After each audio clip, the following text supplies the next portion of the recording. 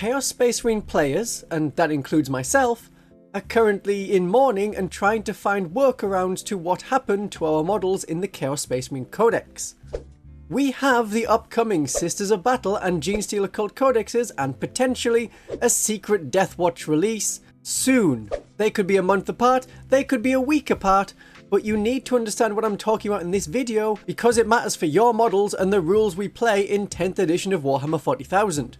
So for the moment, put down the glue, that's the first time you've heard that, and the sprue clippers until we have gone over the most likely units to be affected. It happened to the Cultist Mob. In 6th edition, we had plastic cultists released, some had autoguns, some had pistols. There were flamers and heavy stubbers. Then we had the Blackstone Fortress release, which included more cultists, including one with a grenade launcher. So the rules in 9th edition and the start of 10th edition for the Chaos Space Marine Index, there were rules on the unit entry to include a grenade launcher, flamer, and heavy stubber. A new Cultist Mob box was brought out, and it had only close combat weapons in this very one pose, glue together, worst of both worlds kind of model. Because you can't just push fit it into the monopose, you have to glue it separately from lots of pieces. But it only makes the one pose. I dislike it, and then when the Chaos Space Marine Codex came around, the unit entry was changed to exclude weapons that are no longer sold outside of the current box. This is known as being box locked in your weapon options. It doesn't happen to all units, but it might happen to yours. The units I'm going to mention currently have more options on their unit card than are available on the sprue that builds them. So the majority of units in your codex will be fine. Like the Seraphim, their rules match both the monopose kit that came in the combat patrol and the multipart kit. Both are viable weapon options in the index rules, although with the monopose X combat patrol set, you'll want some hand flamers or inferno pistols just to make them more worth their points. But if you've built them following the rules in the 10th edition index, then you'll be fine for the 10th edition Codex. But there is some risk to other units. The Sisters of Battle, the basic Sisters. On their unit entry, they can take multi-melters, and something that comes as a surprise to all new Sisters players when they buy this box, the box does not come with a multi-melter. There is a heavy flamer, there is a heavy bolter, and there's more than enough flamers, melter guns, and storm bolters because it also needs to fit the Dominion rules, which can have up to 4 of each kind of special weapon. If you have a battle sister with a multi-melter, I think you should be fine. It's unlikely to change because the Legionaries and the Tactical Squad, which are very much the equivalent unit in other factions, they have all of the heavy weapon options still.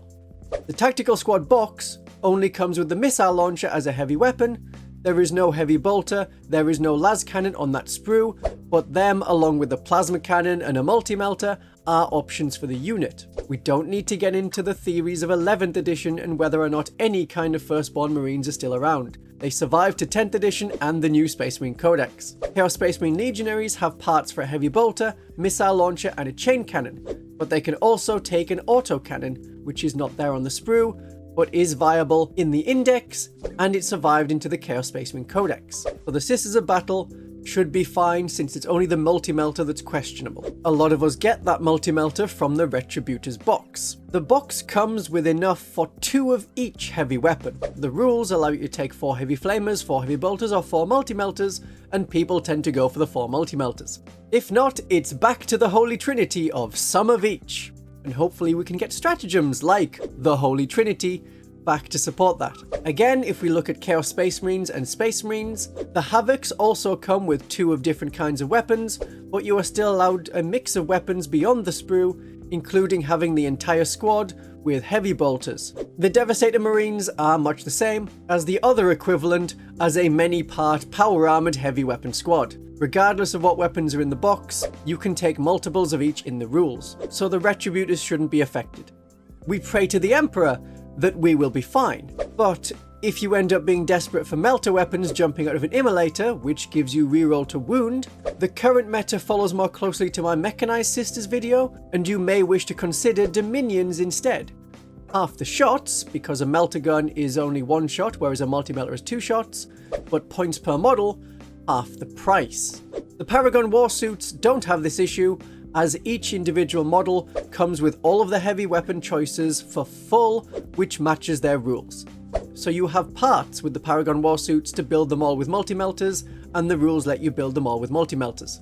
We don't know what will happen to the Metal Missionaries and the 1997 Metal Preacher. Their models may not be viable if Games Workshop stops selling the model.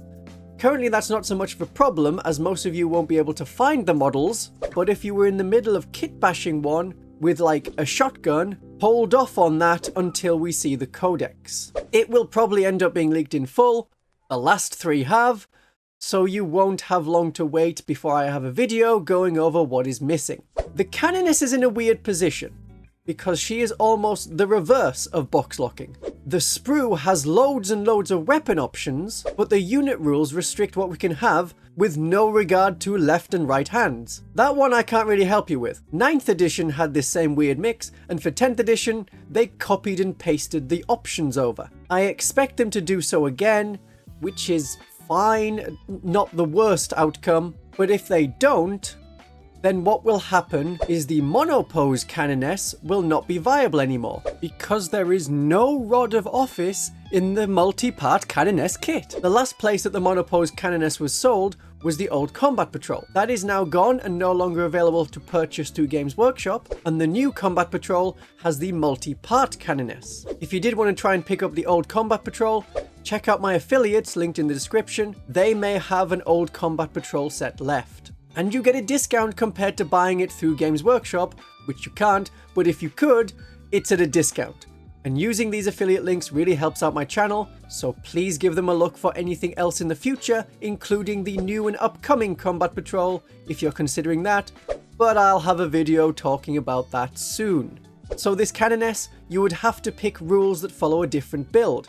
Either ignore the rod, or pretend the power sword is a chainsword. But this model would not be viable, just like when it was first released in 8th edition.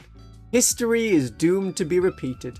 If you think that's absurd and unprecedented, well, the Chaos Lord used to be able to have a plasma pistol and power fist, which is how mine is equipped. There is no longer an option for a plasma pistol and power fist, as we're following more this new model, which has an accursed weapon and a power fist. Or you can have an accursed weapon and a plasma pistol, but not a power fist and a plasma pistol. For the Genestealer Cult, we are mostly unaffected by box locking as a concept, as we have a small number of units, and the majority of them are mono-build characters, including a brand new one, because apparently we didn't have enough psychers with big heads. There is one exception to us not being bothered about the box locking. It's not the Acolytes and Metamorphs though. If you've equipped them all with hand flamers, well yeah, that's fine. There are enough hand flamers for all the models in the box. The demo charges and the heavy mining tools are less certain. It is possible that in an attempt to manage points in an edition where weapons have no additional points cost, the Acolytes may be split into 2 different units. Acolyte Hybrids and Acolyte Bombers. The Bombers would have up to 2 of their models equipped with demo charges. The Acolyte Hybrids would have up to 2 of their models equipped with heavy mining tools. This change is a little on the unlikely side, but you might want to wait for the Codex before picking special weapons for them. In 10th edition, there is no distinction between the saw, the cutter and the drill, and I expect that will continue. But like I say, it won't be long to wait for the Codex, and I have a lot of Genestealer Cult videos in a playlist to keep you entertained and cultified until Ascension Day. Whether it is the pre-scheduled Ascension Day, which is an unknown date presumably in June, or we get rumbled and our existence is leaked, and we must launch Ascension Day early. The unit most likely to be affected by box locking are the Neophytes. Now I'm not looking at the Cultist Mob for a forerunner to these, but their neighbour, the Traitor Guard. At the start of 10th edition, they could take up to 3 of any of their special weapons, the plasma gun, the melter gun, the sniper rifle, and they could take 3 of the same weapon, even though the sprues in the box had only 1 of each. There was a change to the rules in a patch, but this only limited them to 2 of the same, not a maximum of 1 of each, which would match what is on the sprue. That was until the Codex, which now forces them to a maximum of 3 weapons, but they all have to be different. This limit was placed to match what is in the box. Neophytes currently have no restriction on the number of special weapons, the flamer, the grenade launcher and the Weber, and heavy weapons, the heavy stubber, the mining laser and the seismic cannon. The sprue has 1 of each of these 6. To box lock the Neophyte squad, would mean saying 1 special weapon and 1 heavy weapon per 10 neophytes. Or a more generous version, and I think more likely, is still 2 special and 2 heavy for every 10 models, but no duplicates. So a flamer and a grenade launcher, and a heavy stubber and a mining laser would be fine. Remember that this is referring to units of 10, so a unit of 20 could still take 4 special weapons, but no more than 2 of any one kind, and 4 heavy weapons but a maximum of 2 of the same kind. This would match having 2 boxes of the neophytes put together in a squad of 20. If you had specialized and equipped a unit for deep strike and attack against infantry that had flamers and seismic cannons, and you had another unit that you kept for attacking tanks with grenade launchers and mining lasers, then you would be okay. Just swap a couple of models between the squads, it is no big. It's more of a problem if all of your models in your army just have seismic cannons and flamers. But to do that, you would have had to source more parts online or from friends. So this is affecting an even smaller number of players. Shout out in the comments if this is you. So in the second worst case, for you would have to cut off the arms and get other bits from your spare sprue and put those heavy weapons on. Cutting their arms off is much easier on neophytes than on the battle sisters because the Genestealer Cult shoulder pad is part of the arm part. On the Sisters of Battle, it's part of the torso. Absolutely worst case, you threw all those spare bits away. Why would you do that? We don't do that as gamers. We all have bits boxes, right? And you will once again have to go to your friend or online again to get more parts. If any of these changes were made to the neophytes in the 10th edition Codex rules, damage output for the unit would drop a bit because you are no longer specialized to target one kind of enemy. When deep strike is great for putting your models right in front of their favorite target. Having to have a mining laser instead of a seismic cannon isn't going to upset a guardsman as much. I haven't run all the numbers, but going from real game experience for 20 neophytes against custodes, and with some buffs, I have a video about the neophytes that explains the many buffs we can add to them, and there's a lot, and they stack. But all of the auto guns and shotguns, the cultist firearms together, do a total of 1 wound. 4 seismic cannons cause about 6 wounds. The flamers do another 2. So, if half the flamers were swapped for grenade launchers, and half the seismic cannons were swapped for mining lasers, it's a reduction in damage output, and there is 1 more Custodes model alive than before. Custodes players will be happy that they've got a bit more of their toughness back that they had in the Index compared to the Codex, but I just hope that if Games Workshop is box locking the neophytes, our points are reduced to compensate. Then again, we have seen that next year's cards, from June 2024 to June 2025, have a big focus on battle line units, and we're seeing more rules being tested out that have a battle line focus with a detriment to other units. So Games Workshop may see that, oh no, they're battle line, so they must be amazing, put the points up. We'll see.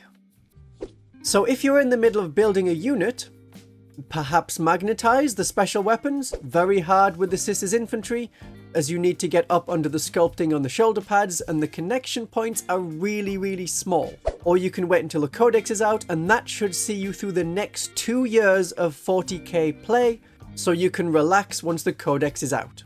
Unlike Space Marines and Chaos Space Marines, we have never had 2 codices in 1 edition. I haven't mentioned any of the Deathwatch units yet in this video, but see what units will go and help inform your buying and the weapon choices for any models you are currently building in this video here. My darlings and viewers, have a great day of 40k.